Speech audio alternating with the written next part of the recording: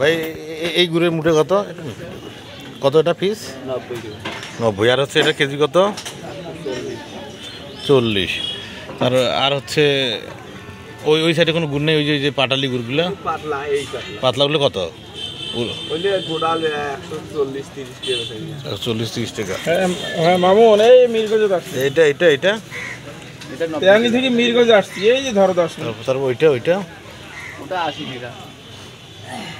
ওই গুড়টা 80 টাকা। এটা 80 টাকা। ওটা কতটুকু করে আছে? 650 গ্রাম। এটা কত না? এটা 720 গ্রাম 720 গ্রাম 30 গ্রাম। পাতলা কত কেজি? পাতলা 140 টাকা। নারকেল কেমন চলছে ওটা দাম? নারকেল 320 টাকা, 280 টাকা জোড়া। দেন আমাকে একটা দেন।